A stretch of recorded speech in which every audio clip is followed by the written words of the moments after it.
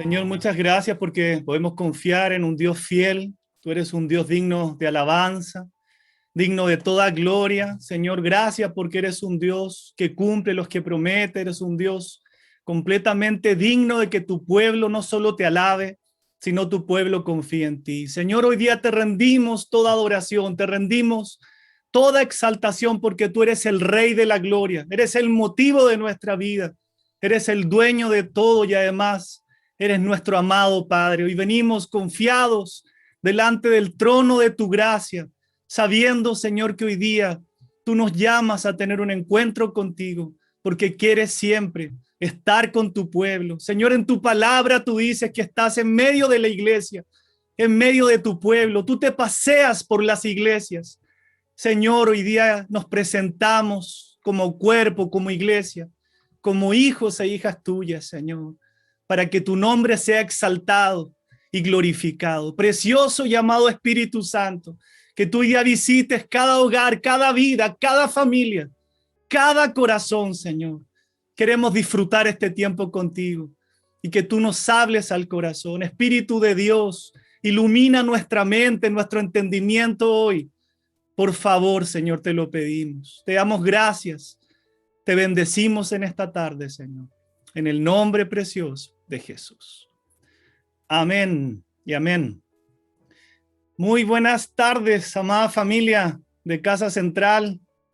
Quiero darle muchas gracias a Dios por poder tener el privilegio de estar compartiendo hoy día con Casa Central. Darle gracias a Olger Magali por esta invitación y pedirle al Señor que tengamos un tiempo muy especial. Bueno, para mí Casa Central es como mi casa, siempre lo digo, ¿no? Me siento en mi casa, así que estoy invitado, pero nunca me he sentido visita. Siento que esta es mi casa. Hay mucha gente acá que conozco, mucha gente que ha sido de tanta bendición para mi vida, así que junto con darle gracias a Dios quisiera que compartiéramos este tiempo, ¿no? Compartiéramos acerca de lo que Dios nos está hablando. Así que quiero partir este tiempo mostrándoles una pequeña imagen. Ahí hay un cisne, ¿sí? Hay una creencia que viene de tiempos muy antiguos, que dice que los cisnes cantan dulcemente en el momento en que están sufriendo. La frase "el canto de los cisnes" se refiere a la antigua creencia de que estos cisnes cantan una bella canción, una preciosa canción, justo antes de morir, después de haber estado en silencio durante la mayor parte de su vida. Lo cierto es que hay un propósito claro que nos permite ampliar la voz de los cisnes con el megáfono de las vidas de seres humanos comunes y corrientes, ¿no? Yo pienso que este es un tiempo efectivamente para preparar a la iglesia del Señor para lo que viene, ¿no? A veces nos cuesta tomar lo que dice la palabra, ¿no? Porque yo veo ahí muchos avisos, testimonios hermosos que están estudiando Apocalipsis. Me desafía ver esos videos, ¿no? De tantos de ustedes ahí estudiando Apocalipsis. Daniel dice que es el libro que más ha leído en su vida. Bueno, habrá que creerle, ¿no? Y tantas cosas de esa manera. Pero ¿sabe qué? Dios ha puesto en mi corazón que este es un tiempo donde nosotros debemos prepararnos para el sufrimiento. Debemos estar preparados.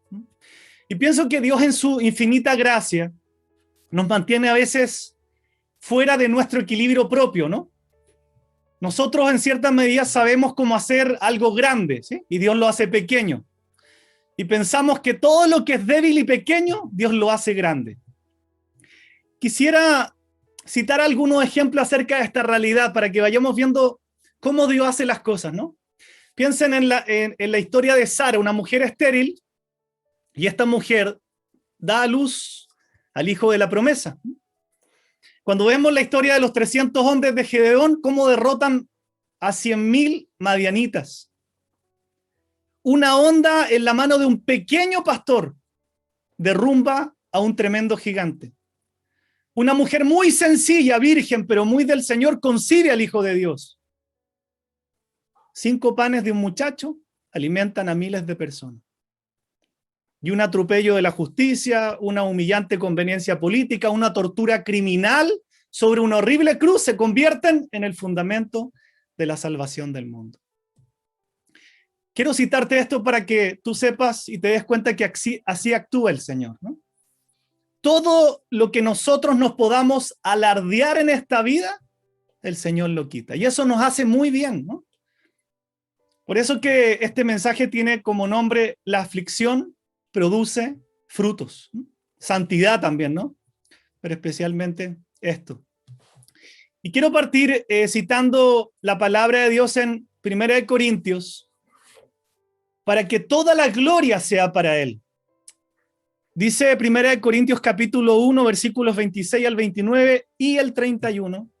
Pues mirad, hermanos, vuestra vocación, que no sois muchos sabios según la carne, ni muchos poderosos, ni muchos nobles, sino que lo necio del mundo escogió Dios para avergonzar a los sabios, y lo débil del mundo escogió Dios para avergonzar a lo fuerte. Y lo vil del mundo y lo menospreciado escogió Dios, y lo que no es, para deshacer lo que es, a fin de que nadie se jacte en su presencia, para que, como está escrito, el que se gloría, gloríese en el Señor. Qué importante es entender esto, porque si no partimos comprendiendo que efectivamente no tenemos absolutamente nada de qué alardearnos en la vida, eso nos prepara para aprender cómo responder frente a las aflicciones. Yo quiero que usted piense, ¿cuál es la primera reacción que usted tiene cuando vive una situación difícil? Lo que sea, una enfermedad, una caída, un sufrimiento, un fracaso, una aflicción, un problema. ¿Cuál es la primera reacción que nace de su corazón? ¿Cierto? Es ahí donde nos damos cuenta que muchas veces no comprendemos cómo obra el Señor. Y me pasa a mí también, ¿no? Por eso que el apóstol Pedro dice algo que es tremendamente revelacional. Amados, no se sorprendan del fuego de prueba que en medio de ustedes ha venido para probarlos, como si alguna cosa extraña les estuviera aconteciendo. ¿Cuál es nuestra primera reacción cuando pasa algo extraño, fuerte? ¿Cierto? Nos sorprendemos. ¿Qué pasó, Señor? Nos arrodillamos. Pero el apóstol Pedro aquí está diciendo algo muy distinto. No se sorprendan cuando vengan estas cosas, ¿no? O sea, los cristianos debiéramos saber que vamos a sufrir. La iglesia de Cristo en este tiempo debe prepararse para sufrir, porque es algo que sabemos. No nos debiera extrañar, no nos debiera sorprender lo que viene, sino más bien debiéramos estar completamente seguros de lo que nuestro Señor dice.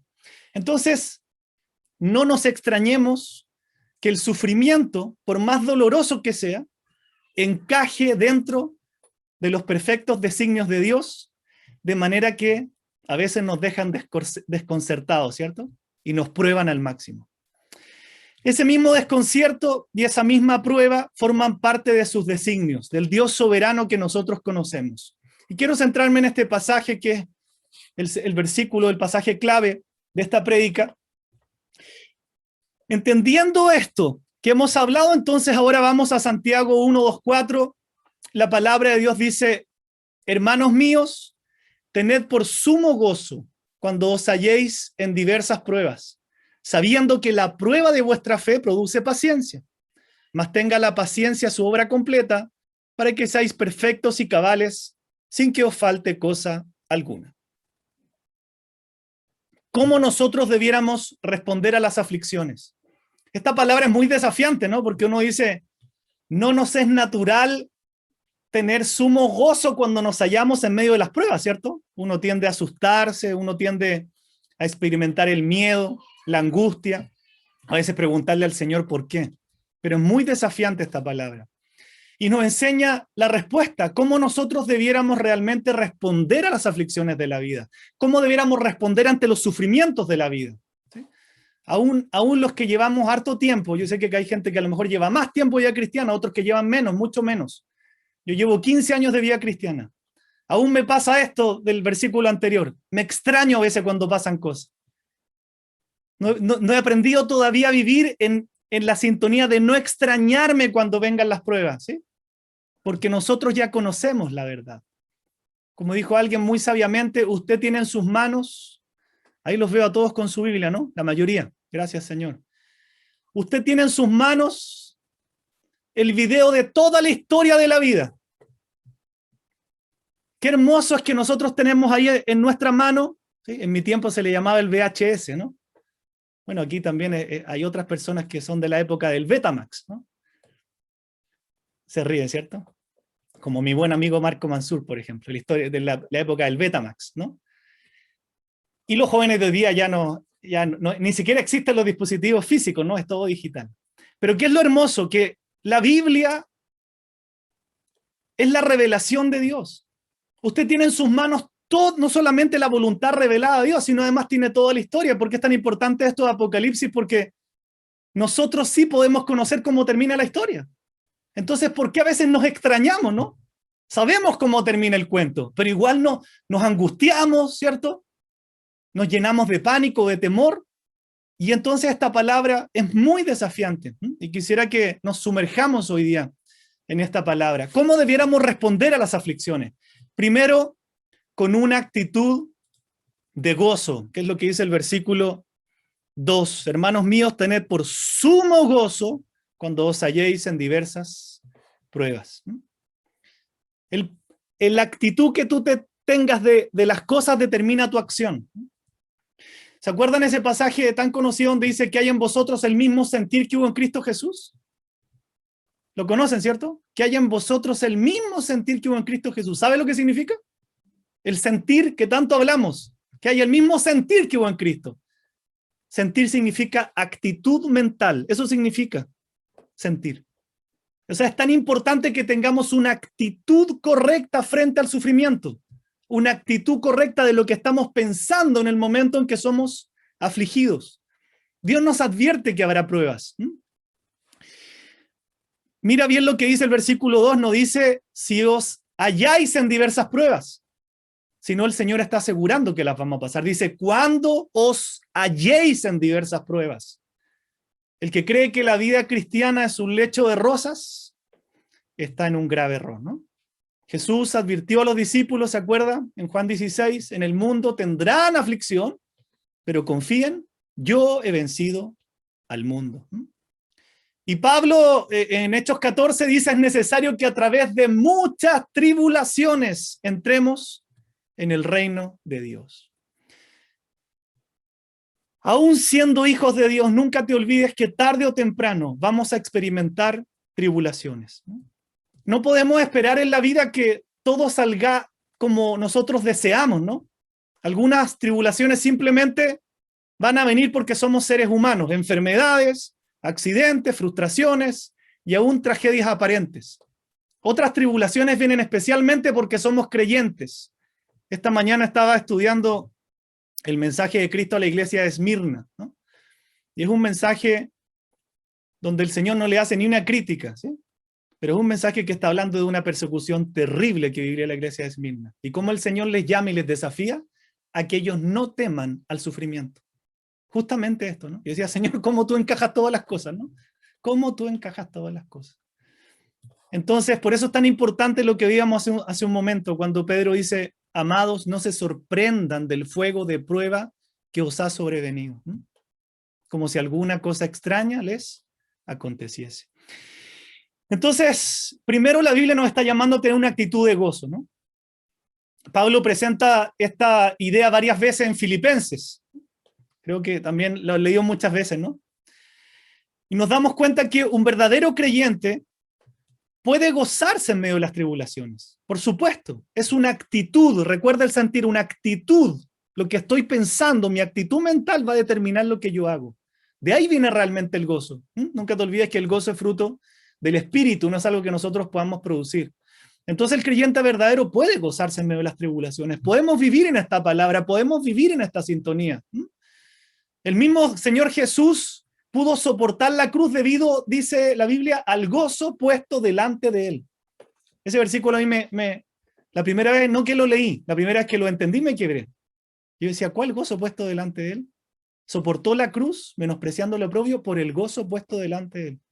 Cuando lo entendí me quebré, cuando entendí que era el gozo de que con su muerte y resurrección iba a volver a tener comunión con nosotros. Qué hermoso, ¿no? El Señor estaba pensando en el futuro, cuando íbamos a ser reconciliados por Él, para volver a tener comunión con el Padre. El gozo de su retorno al cielo para compartir su gloria con su iglesia. Así que, amada iglesia, cuando lleguen las pruebas que van a venir, debemos inmediatamente dar gracias a Dios y adoptar una actitud de gozo. Mucho tiempo a mí me pasó que cuando venía una prueba, lo primero que hacía era resistirla. Muchas veces creo que reprendí todas las pruebas, hasta que un día aprendí, ¿cierto? A todos nos pasa, ¿no? Hasta que un día aprendí que Dios es soberano, ¿sí? Por supuesto que debo resistir en la fe, pero hay cosas que debo vivirlas, por más que yo las reprenda y le haga frente, si son plan de Dios, Dios las va a permitir exactamente igual porque Él controla y maneja absolutamente todo. ¿Es posible, crees, estar contento en medio de las pruebas? ¿Quiénes están pasando pruebas aquí y están gozosos, contentos? Han podido gozarse, ¿no? Más que una teoría, han podido que esta palabra sea rema en el corazón. No es fácil, pero Dios nos llama a eso. Lo segundo que nos dice Santiago, el versículo 3, además de una actitud de gozo, es una mente sabia. El versículo 3 dice, sabiendo que la prueba de vuestra fe produce paciencia. ¿Qué es lo que conocemos los creyentes que nos permite enfrentarnos a las pruebas y sacar provecho de ellas? Lo que dice acá, que la fe siempre es probada. Dios personalmente me ha estado hablando mucho de esto, ¿no? He estado esta semana justamente predicando otro mensaje que se llamaba Estamos siendo probados. Y entonces me da cuenta cómo la semana pasada también Rodrigo Solís le explicaba, centrándose en la vida de José, ¿cierto? El porqué de las cosas. Y yo dije, Señor, la gente va a pensar que estamos arreglados aquí, ¿no? Que se puso de acuerdo el Rodrigo y me dijo, continúa con lo que yo prediqué. Uno se da cuenta que es el Espíritu de Dios, ¿no? Hasta me dio vergüenza, ¿no? Porque tenía también unos versículos que él había predicado la semana pasada. ¿Qué me doy cuenta? Que no nos ponemos de acuerdo. Es el Espíritu de Dios que quiere ministrar a su iglesia con este mensaje, especialmente en este tiempo. Definitivamente es así. La fe debe ser probada. ¿Y cómo Dios va a probar la fe? La tiene que probar en cosas difíciles. La tiene que probar en el fuego, ¿cierto? Como el oro es probado. ¿Recuerdan cuando Dios llamó a Abraham para andar por fe? Lo probó también para aumentar su fe, ¿sí? Dios siempre nos va a probar para mejorarnos, ¿no? Siempre me acuerdo una vez que estaba viviendo hace unos 12 años una situación muy difícil. Todavía no entraba a servir al Señor. Bueno, igual lo servía con mi corazón, ¿no? Pero no entraba al servicio a tiempo completo. Y yo me acuerdo, yo pedí oración, gracias a Dios ahí estaba mi autoridad, estaba un hermano anciano en la fe, y yo le dije, por favor, oren por mí, ¿no? Estoy mal, estoy sufriendo, y yo no entiendo esto. Yo, como siempre somos los cristianos también, que nos tiramos al suelo, así como tremendos sufrimientos que estamos pasando, y a veces no es nada, ¿no? No es nada comparado con lo que realmente experimentan muchas personas. O como alguien dijo, estamos en la tremenda persecución. Ni siquiera hemos empezado la persecución de la iglesia, le cuento, estamos en el principio de dolores. Todavía no hemos empezado, ¿sí? Hay cierta persecución, pero tenemos que prepararnos para lo que viene. Vuelvo a la historia. Y les pido oración, y yo le doy gracias a Dios también por los dones del Espíritu Santo, ¿no? Entonces viene una palabra no me acuerdo si fue de uno de mis hermanos, consiervos, y el Señor me dice, yo estoy permitiendo este sufrimiento en tu vida porque necesito formarte. Y es mucho mejor que estés sufriendo en mí, en Cristo, al sufrimiento que experimenta la gente sin mí. Esa palabra me quedó grabada en el corazón. Tan así que han pasado más de 10 años y la tengo así memorizada. Yo soy el que permito el sufrimiento en tu vida porque quiero formarte. Y nunca te olvides que es mejor que sufras en Cristo, porque eso es para bien, y no sufras en el mundo porque eso es para destrucción. Entonces, la prueba nunca es destructiva. La aflicción nunca es destructiva, el sufrimiento nunca es destructivo en el Señor, sino benéfico. El mismo apóstol Pedro, no se los muestro, para no mostrar tanto versículo, dice, sometida a prueba vuestra fe, mucho más preciosa que el oro. Un buscador de minas deposita su muestra mineral en el laboratorio del aquilatador para ser examinada. Y la muestra sola puede valer muy poco, pero la aprobación oficial acerca de la muestra puede valer millones. Eso certifica a un buscador que tiene una mina de oro.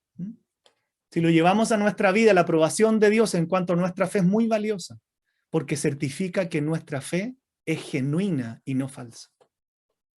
Nunca te olvides de esto, las pruebas no destruyen al creyente, lo benefician. Y sabemos que los que aman a Dios, todas las cosas les ayudan a bien. Y que esta leve estimulación momentánea, dice el apóstol Pablo, produce en nosotros un cada vez más excelente y eterno peso de gloria. Nosotros tenemos una señora en el ministerio que le damos gracias porque, bueno, siempre le gusta dar testimonio. Y siempre está en pantalla, ¿no? Y ella vive con una fibrosis pulmonar. ¿Y qué es lo hermoso? Que ha vivido procesos donde ha tenido problemas técnicos con el oxígeno.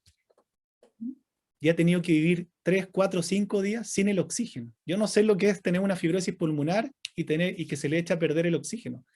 Y el Señor la ha sustentado, y el Señor la ha sostenido. Y hace una semana se agravó y se fue al hospital internada. ¿Y quién estaba conectada la primera en la reunión con su cámara encendida en la cama del hospital? Esta señora. Esas son actitudes correctas, ¿no? Esas son actitudes correctas. ¿Por qué? Porque nuestra fe necesita ser probada. Las pruebas que Dios permite nos ayudan a madurar. ¿Qué desea obrar Dios en nosotros? ¿Qué quieres, Señor, con estas cosas que has permitido, no?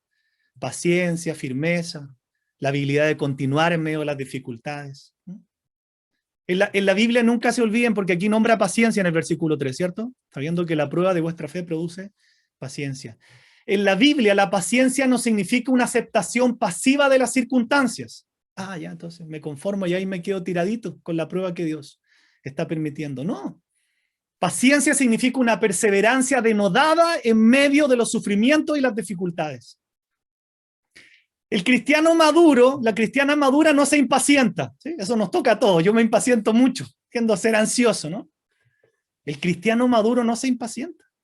Las personas que han madurado son pacientes y tenaces. ¿Y por qué es importante ser pacientes? Lo que nos está desafiando el apóstol Santiago.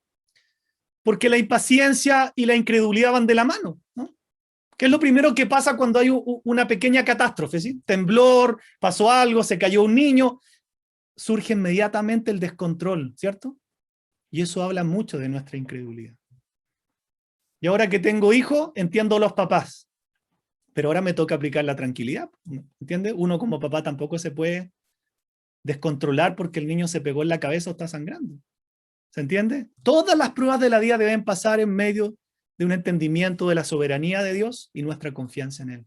Entonces Dios quiere hacernos pacientes porque esta es la clave de las demás bendiciones. El niño que no aprende la paciencia no aprenderá, de seguro, muchas otras cosas. ¿Y cuál es la manera hermosa, la herramienta de gracia que Dios tiene para perfeccionar la paciencia y el carácter en nuestra vida? Las pruebas, las aflicciones, las enfermedades, los sufrimientos y así tantas cosas, ¿no? A mí me anima, y no es que tampoco los cristianos suframos tanto, ¿cierto? Seríamos mal hablados, ¿no? Pero sí tenemos que pasar por situaciones, ¿no? Pero a mí me anima esa palabra, no sé dónde está, no la tengo aquí en el sermón, pero donde dice que los mismos padecimientos están pasando nuestros hermanos en todo el mundo, ¿no? En todo el mundo. Sabiendo esto, entonces, nosotros podemos hacerle frente a las pruebas con gozo, sabiendo lo que las pruebas van a hacer por nosotros y sabiendo que eso traerá gloria a Dios.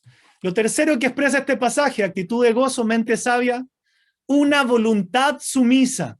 Me ha costado mucho entender esto, que es aceptar las pruebas de Dios para tu vida, ¿no? Yo era un experto en reprender todo, ¿no? Entonces nunca tuve una voluntad sumisa porque a nadie le gusta aceptar un sufrimiento, ¿no? A nadie le gusta aceptar una enfermedad. Y hay cosas que Dios hace en su soberanía para que nosotros le podamos decir, Señor, está bien, acepto tu trato. Acepto lo que tú estás haciendo en mi corazón. Mas tenga la paciencia su obra completa para que seáis perfectos y cabales, sin que os falte cosa alguna. Es difícil que Dios pueda mejorar nuestro carácter a menos que nosotros pongamos de nuestra parte. Recuerde que la salvación es completamente de Dios. La santidad es un trabajo compartido. Si tú no pones tu parte en la santificación, es trágico quedarte ahí, ¿no? Si nos oponemos a su voluntad, entonces, ¿qué va a hacer el Señor en su amor? Nos va a corregir para que aprendamos a someternos, ¿no? Pero si cedemos a su voluntad, entonces Él lleva a cabo su propósito. Dios nunca va a estar satisfecho con un trabajo a medias. Él quiere un trabajo completo, ¿cierto? Filipenses 1:6, el que comenzó la buena obra en vosotros, la perfeccionará hasta el día de Jesucristo. El Señor no se cansa de formar nuestro corazón. Él desea un producto que esté completo y maduro. Y es muy importante entonces que enlacemos este pasaje con la madurez. Sería una tragedia que nuestros niños permanecieran bebés toda la vida. Sería una tragedia para la iglesia de Cristo que muchos de sus hijos e hijas permanecieran como bebés. Entonces, amada iglesia, una actitud de gozo, una mente sabia, una voluntad sumisa. Dios no puede obrar en nosotros como Él quiere si nosotros no ponemos de nuestra parte, ¿no? Pero ¿cómo? Si Dios todo lo puede. Sí, pero la santificación es algo compartido, ¿eh? Y esa es la razón por qué usted ve que creyentes quedan y creyentes avanzan. Esa es la razón por qué usted ve que hay gente que se queda en los caminos del Señor y gente que persevera y anda. La santificación depende también de lo que usted se disponga a tener una voluntad sumisa, ¿sí? A aceptar ser corregido por Dios. A nadie nos gusta. A mí no me gusta cuando me corrigen. A mí no me gusta cuando me dicen las cosas. Pero debemos aceptarlo, ¿sí? Debemos aceptarlo porque nos hace bien, nos bendice, nos cambia, nos enseña, nos transforma. ¿Cómo dice esa palabra, Daniel, de que al momento de la corrección no es un motivo de gozo para nadie, sino de tristeza? Pero eso después tiene fruto apacible de justicia. Perdóneme, son versículos que se vienen a mi mente en este momento, ¿no? El Daniel se lo sabe mejor. Entonces, de corazón nosotros estar dispuestos a hacer la voluntad de Dios. Nunca se olviden, ¿no? Esto es lo que está enseñándonos cómo reacciona este pasaje, cómo debemos reaccionar frente a las aflicciones de la vida, con una actitud de gozo, con una mente sabia y con una voluntad sumisa. ¿Por qué es importante esto? Porque muchos creyentes, ¿no? En todas las iglesias son como corchos sobre las olas, suben y bajan, echados hacia atrás y hacia adelante. Y esa experiencia de vivir la vida cristiana así como hacia donde va la ola es una señal de inmadurez, ¿no? Por eso que en Efesios el apóstol Pablo acerca de esto mismo, ¿no? Gracias por el versículo. El apóstol Pablo en Efesios dice, para que ya no seamos niños fluctuantes, llevados por doquiera de todo viento de doctrina, ¿se acuerda? Por estratagema de hombres que para engañar emplean con astucia las artimañas del error. Esto a usted le cuida, ¿sí? Esta actitud de tener una actitud de gozo, una mente sabia, una voluntad sumisa, lo que están expresando es que finalmente confiamos en el Señor. Decimos que confiamos, pero cuando viene la prueba no se ve muchas veces ni gozo, ni una mente sabia, ni una actitud sumisa, ¿cierto? Entonces, cuando realmente logramos vivir en esta palabra, porque esto no debe ser teoría, ¿no? Sino algo vivo, nosotros lo que estamos ilustrando con estas tres actitudes es que nosotros confiamos en el Señor. Y eso se va a ver en medio de la prueba, eso se va a ver en medio del sufrimiento. ¿Sí? Esta mujer que les cuento, yo le doy gracias a Dios porque aparece en la cámara sin el oxígeno y digo, Dios mío, ¿no? Yo me complico. ¿Qué le pasó? Y dice, y cuenta que en cámara, no en directo. Y se me echó a perder esta mañana y aquí estoy, dice. Y tengo aire en mis pulmones. No sé cómo, pero tengo aire. Eso es una persona que confía en el Señor. Porque el carácter es probado en medio de las circunstancias, ¿no?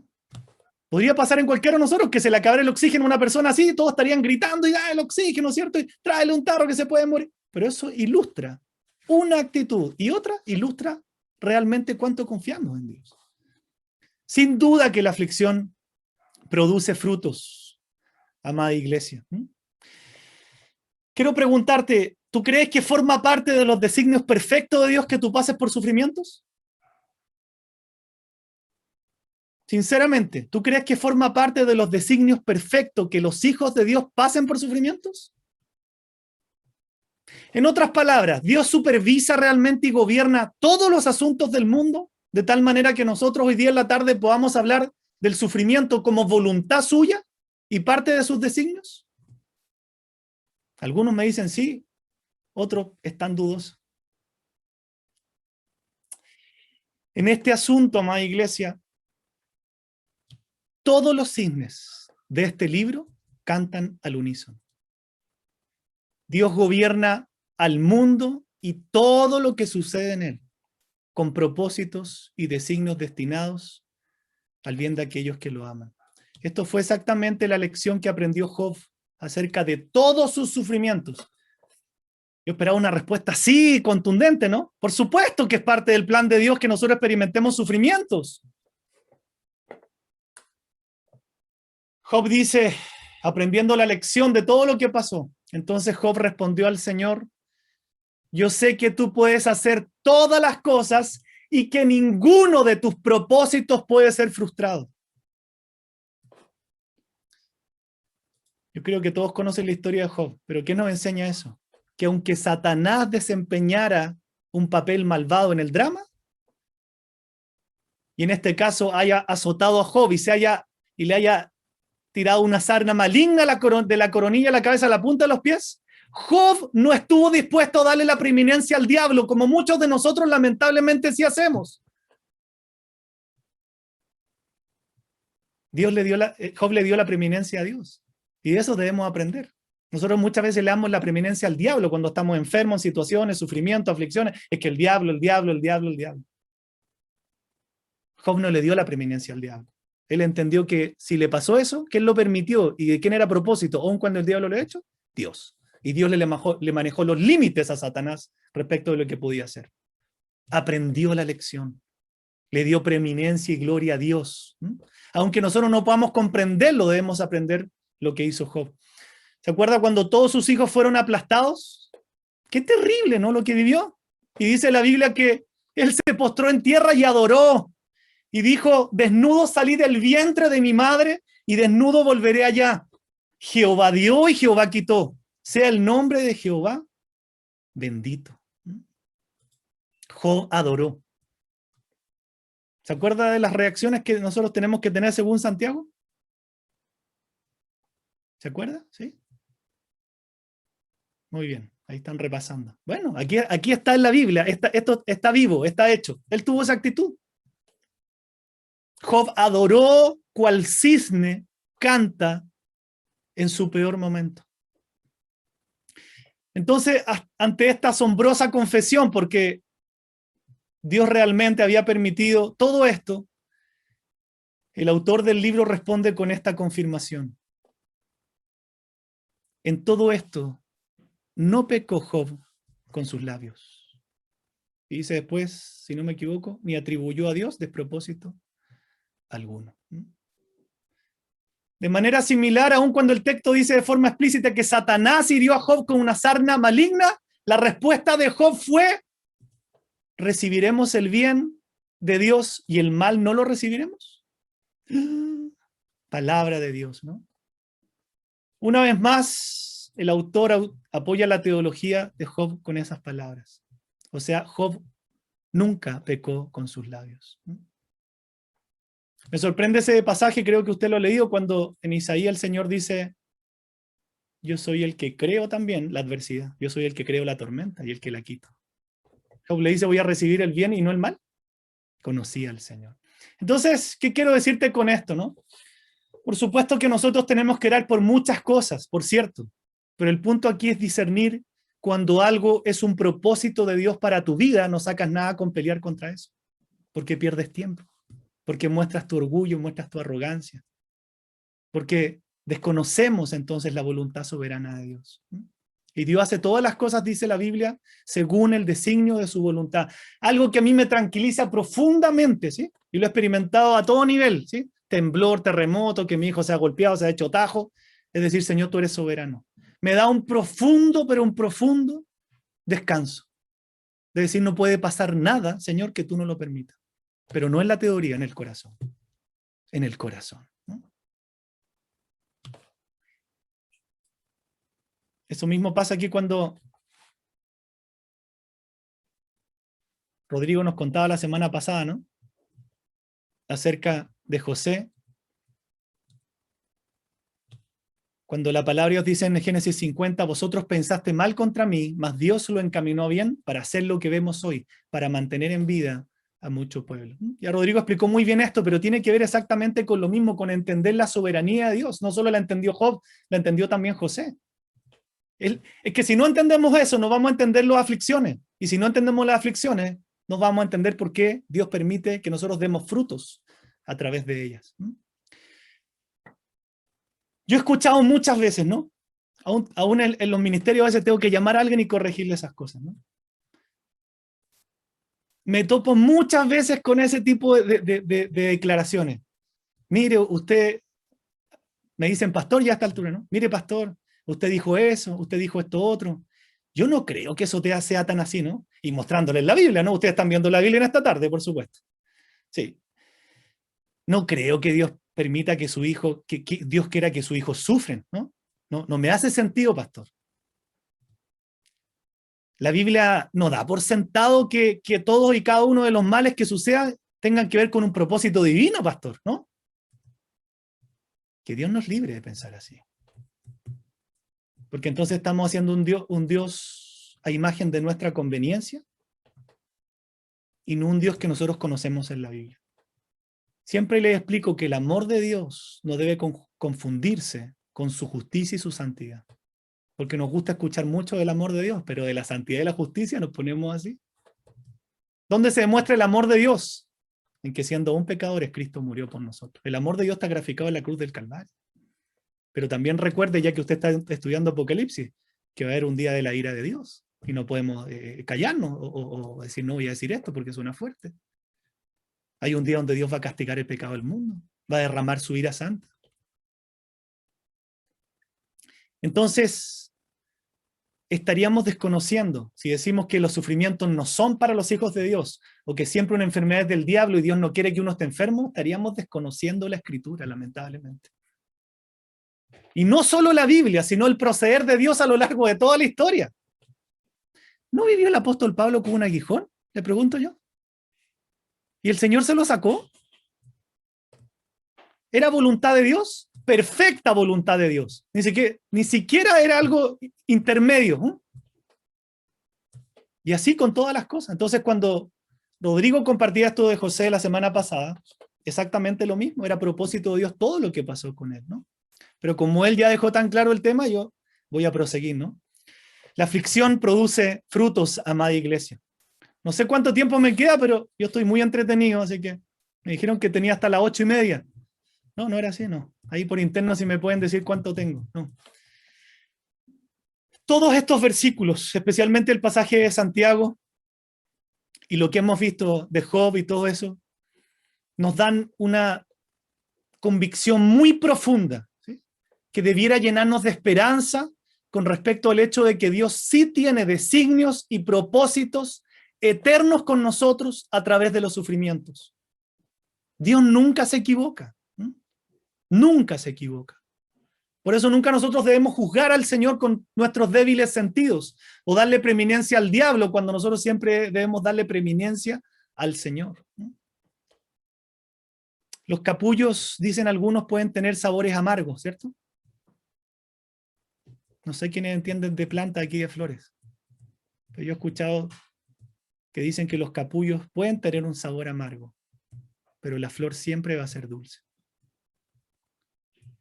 Creo que es una obligación para nosotros, los pastores, los líderes, los siervos, los misioneros,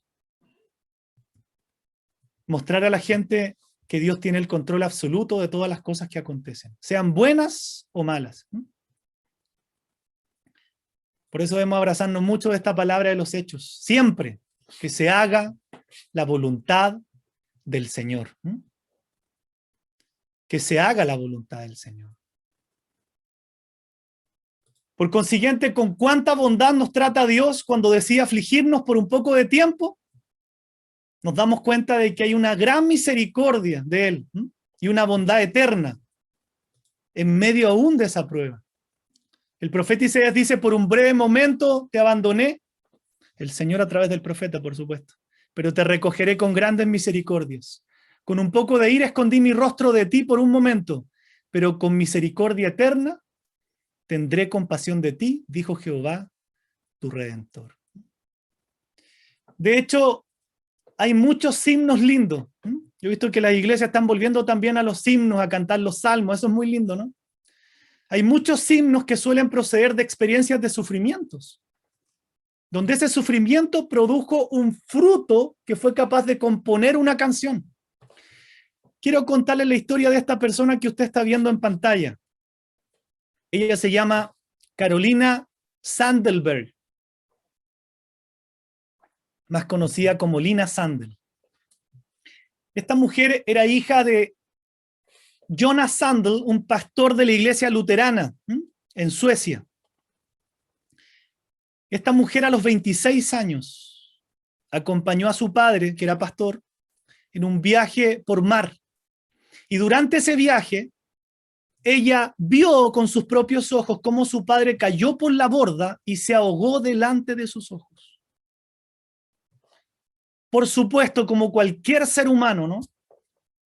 Esta tragedia afectó profundamente la vida de Lina. Pero ¿saben a qué la llevó?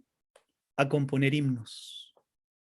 Y uno de los himnos, que quiero leérselos mientras ustedes ven la imagen de ella, que compuso a raíz de esta tragedia, se llama Día a Día. Yo no canto, ¿no? Podría pedirle al Daniel aquí, pero se los voy a leer nomás. Este es un himno que se llama Día a Día. Miren lo que compuso esta mujer a raíz de lo que vivió. Comillas, dice: día a día, y con cada momento que pasa, encuentro fuerzas para enfrentarme aquí a mis pruebas, confiando en lo que me ha otorgado mi Padre Celestial en su sabiduría. No tengo causas para preocuparme ni para temer. Aquel cuyo corazón es bondadoso más allá de toda medida, pone en cada día lo que él considera mejor, amorosamente, sus partes de dolor y de placer, mezclando el trabajo con la paz y el descanso.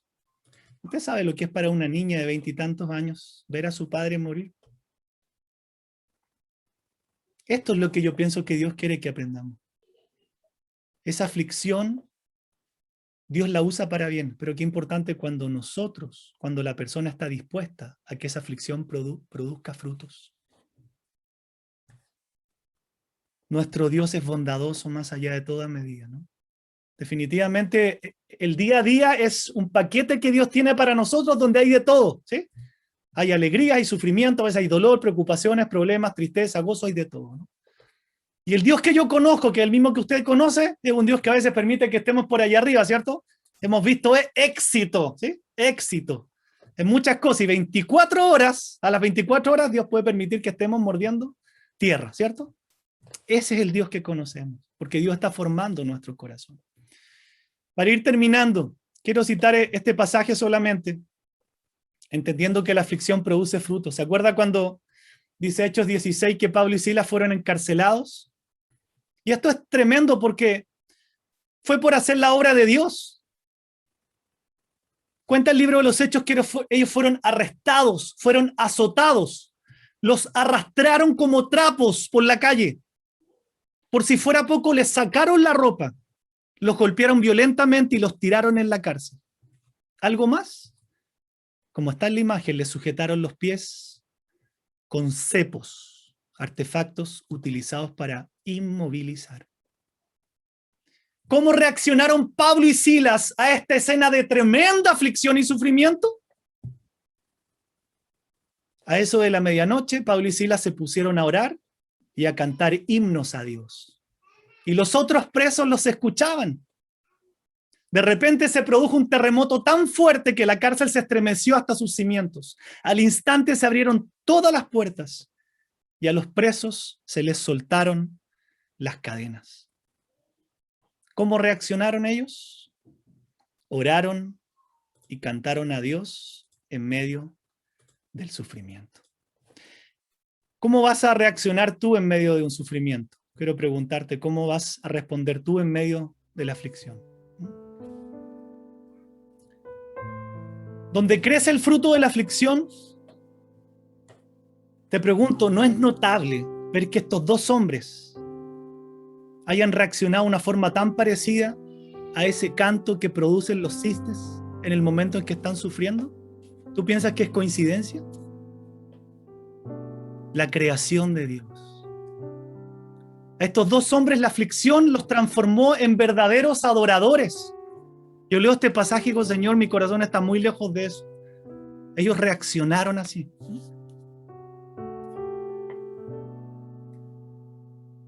¿Tengo tiempo todavía? No me han dicho. No sé cuánto tengo. Bueno, siempre me acuerdo un día en el distrito, en la calle Lautaro con Salvador. Estaba visitando a mi buen amigo Daniel Mansur. Esta es una historia muy conocida, pero no la voy a contar entera porque no quiero salirme de la sintonía, ¿no?, en que nos tiene el Señor. Me quedan 10 minutitos, gracias. Y estábamos hoy un día compartiendo con mi buen Daniel Mansur y afuera del distrito me roban el auto. Uy, fue tremendo. Ahí uno se da cuenta que uno no reacciona así, pero Dios nos quiere transformar para que aprendamos a reaccionar así. Y bueno, dos amigos salieron corriendo ahí persiguiendo a los ladrones. Yo me quedé en la casa con el Daniel y otra persona se fue a acostar, ¿no?, demostrando una profunda preocupación por el robo del auto. Y Daniel se quedó conmigo, ¿no? Y yo le doy gracias a Dios por esa lección que aprendí, porque Daniel me dice: alabemos al Señor. Bueno, ustedes saben que el Daniel es el más espiritual del grupo, siempre. Y eso a mí me enseñó algo muy profundo, porque fue vivir la palabra de Dios. Y Daniel toma la guitarra y se pone a cantar y me dice: cantemos unas canciones súper antiguas. Y empezamos a cantar. Uno dice humanamente: es loco lo que estoy haciendo, porque en vez de estar en la comisaría y tal cosa, estamos cantándole al Señor. Es loco para el mundo. Pero ¿saben qué sucedió? Pasaron 45 minutos exactos y el auto apareció. Esa es una de las grandes lecciones de mi vida. O sea, cuando uno hace realmente lo que Dios quiere que hagamos, vemos frutos de ese tipo. La aflicción también produjo un fruto en ese momento. Me da lo mismo lo material, no tengo apego a eso. Pero hay un milagro detrás de eso. Le cantamos al Señor y el auto apareció a los 45 minutos. Y esto no es curioso, ¿saben dónde apareció? El Señor lo aterrorizó a los delincuentes y lo dejaron botado a una cuadra del Distrito Moneda. A una cuadra del Distrito Moneda. Le pregunto, ¿es obra de Dios? Por supuesto, es obra de Dios lo que sucedió. Él es soberano. ¿Qué importan las latas? ¿Qué importa? Era ver la gloria de Dios manifestada. ¿Qué importa un auto cuando Dios tiene una enseñanza, una transformación tan profunda para el corazón de sus hijos? Quisiera terminar estos últimos minutitos cuando en Mateo 27, previo a la muerte de Cristo, se relata una de las escenas más escalofriantes de toda la Escritura. En el verso 46 dice que Jesús clamó a gran voz diciendo: Elí, Elí, lama sabactani. Esto es: Dios mío, ¿por qué me has desamparado? Ese grito reflejaba el desamparo que Jesús sintió al llevar sobre sí los pecados del mundo. Ese grito reflejaba el desamparo que el Señor tuvo que experimentar por ti y por mí al tener que pagar la separación completa con el Padre, que era algo que nos correspondía a nosotros. Pero aún en este grito desgarrador, en esta escena terrible, ¿cómo reaccionó nuestro Señor? Diciendo: consumado es. Y habiendo inclinado la cabeza, entregó el espíritu. ¿Cómo reaccionó el Señor? Todo fue pagado por completo. El precio de nuestra redención del pecado fue pagado completamente por nuestro Señor. Y hoy día nosotros estamos aquí, ¿no? Y cualquiera sea tu situación, estés pasando por cosas difíciles, aflicciones, enfermedades, sufrimientos, nosotros somos beneficiarios del fruto producido por la aflicción de Cristo. Nosotros somos el fruto de la aflicción que Él vivió. Él sufrió y murió para que nosotros estemos aquí congregados en su iglesia. Pero el gran fruto fue que nos dio la vida eterna. Y entonces, ¿cuál es el designio de Dios en todo esto?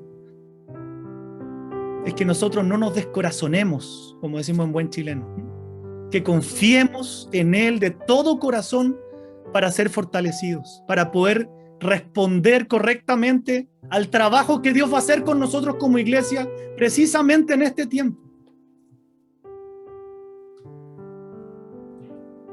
Por eso que nos anima el mismo Señor en Juan 16 al decir estas cosas: os he hablado para que en mí tengáis paz.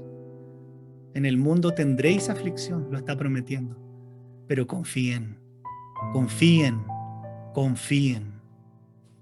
Yo he vencido al mundo. La pregunta es: ¿cómo vas a responder tú ante las aflicciones de la vida? La aflicción produce frutos, ¿no? Tus aflicciones, tus sufrimientos, tus problemas, tus fracasos, tus caídas, todas han sido herramientas de la gracia de Dios por medio de las cuales Él te está transformando, y te está transformando conforme a la imagen de su Hijo. Aun cuando todos nuestros temores se hicieran realidad, Dios los va a usar para nuestro bien. ¿Cómo vas a responder tú a esto? Quiero invitarte a que oremos en esta tarde especial, dándole muchas gracias a Dios por su palabra. Quiero invitarte a que tú también, ahí donde estás, puedas orar. Este es un tiempo de oración. Que tú también puedas abrirle tu corazón a Dios. Aún yo orando, estudiando, aún estando de rodillas repasando este mensaje, le pedía perdón al Señor. Porque muchas veces nos descontrolamos, muchas veces nos angustiamos, muchas veces nos afanamos, perdemos el gozo, perdemos la paz por no confiar en esto, por no confiar en Él, sabiendo que Él maneja todo, controla todo. Le pedía perdón porque muchas veces renegamos de las aflicciones, renegamos de los sufrimientos, nos hacemos resistentes a lo que Dios está haciendo en nuestro corazón, no entendiendo que Él tiene un cincel perfecto, que a veces golpea, a veces lima, a veces acaricia, pero Él es perfecto para hacer la obra. Señor, yo te pido que tu presencia, Espíritu Santo, en esta tarde se derrame hoy día sobre cada vida, en cada hogar. Señor, gracias porque ni siquiera dependemos de otra cosa en esta tarde, sino solamente de tu presencia y tu palabra, aún por medio de algo digital, sabiendo que tú hablas al corazón, hablas a nuestra vida. Amado Dios, no queremos que esta enseñanza sea una teoría más, una enseñanza más. Señor, queremos que esta palabra en esta misma tarde transforme nuestro corazón. No quiero acumular conocimiento. Quiero que cada día tu palabra sea un motor que cambie mi vida, porque eso va a quedar grabado a fuego en mi corazón. Señor, toma el corazón hoy día del que sufre. Toma el corazón del que está afligido, de la que está afligida. Toma el corazón, Señor, del que resiste. Padre, por favor, te lo pedimos. Hoy queremos cantarte en esta tarde. Queremos terminar este tiempo orando, abriéndote nuestro corazón, nuestra vida. Señor, a tu voluntad. Cantémosle al Señor con esta canción. Dispongámonos en esta tarde a abrir nuestro corazón en su presencia. Señor Jesús, ya no quiero ser igual. Renuévame, Señor Jesús. Pon en mí tu corazón, porque todo lo que hay dentro de mí necesita ser cambiado.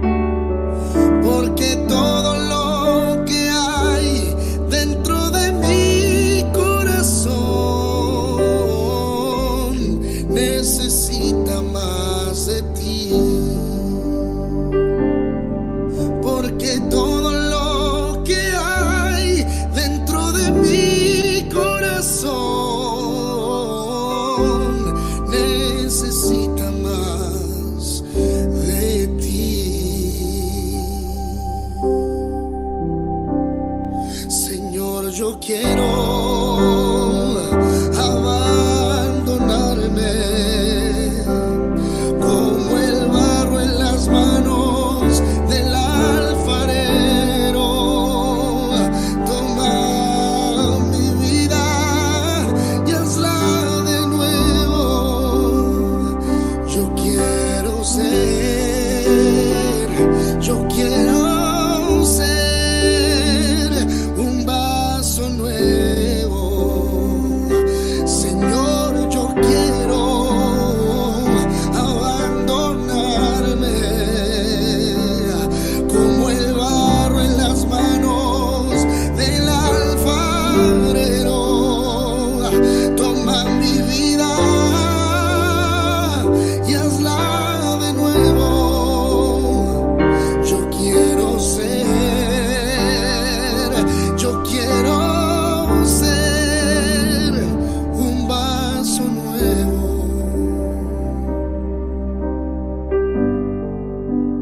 Usa mi vida, Señor.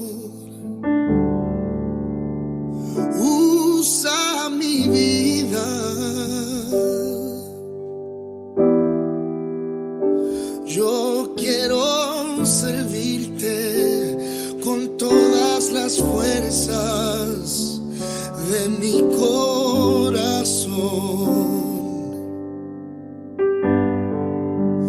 Usa mi vida, Señor.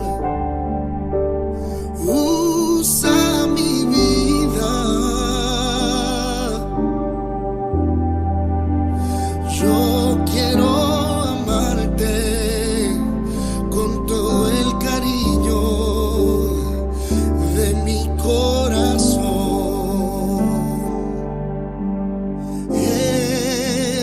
Aunque indigno soy, aunque nada tengo que pueda ofrecerte, divino Señor.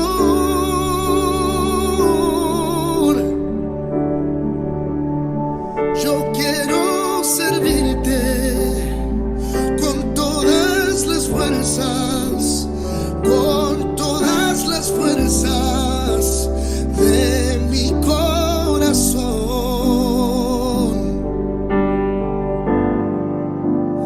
Aunque indigno soy, aunque nada tengo que pueda ofrecerte, divino Señor.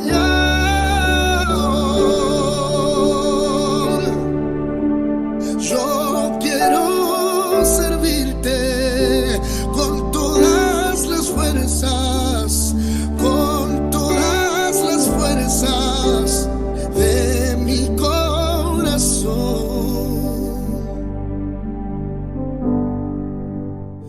Yo quiero servirte. Señor, queremos darte gracias.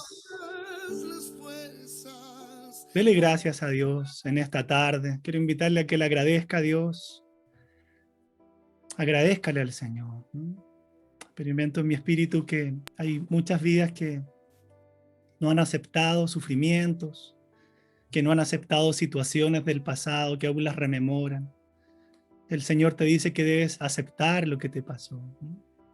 Aceptar ese sufrimiento, aceptar esa aflicción, sabiendo que el mismo Señor manejó eso.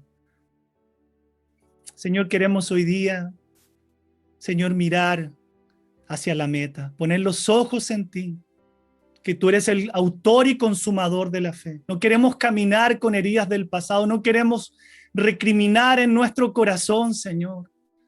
Señor, aun cuando alguien aquí no entienda por qué vivió tal situación, tal enfermedad, tal aflicción, tal dolor, Señor, tú sí puedes no solo consolar ese corazón, sino hacer entender a esa persona que eso tú lo permitiste, Señor, para que podamos aceptarlo y decirte gracias, Señor, porque eso me dolió mucho. Pero, Señor, sé que tú eres soberano. Sé que tú lo hiciste con un propósito eterno. Si en algo puedo estar seguro, en algo puedo confiar, es saber, Señor, que tú gobiernas todo. y que todo lo que me sucede en la vida en Cristo, tiene un propósito eterno. Señor, quiero darte muchas gracias por este tiempo. Que tú bendigas a esta familia hermosa, Señor, de la Casa Central. Gracias por la vida de Olger, de Magali, de sus coordinadores. Señor, aquellos, Señor, que cada semana, cada sábado te buscan de sincero corazón. Haz que esta palabra sea viva en este tiempo. Señor, haz que nuestros corazones vayan preparándose, fortaleciéndose, porque por tu palabra sabemos, Señor, lo que viene. Y nuestra fe va a ser probada. Las aflicciones van a traer fruto, así como lo tuvieron en los apóstoles, en tus discípulos. Señor, que también la iglesia de Cristo en este tiempo esté siendo fortalecida por el poder de tu Espíritu. Señor, para poder reaccionar o enfrentar lo que viene con un corazón lleno del poder de Dios. Señor, queremos darte gloria y honra en esta noche. Gracias por este tiempo. Alabado sea tu nombre, bendecido sea, Señor, tu nombre precioso, el nombre de Jesús. Amén y amén.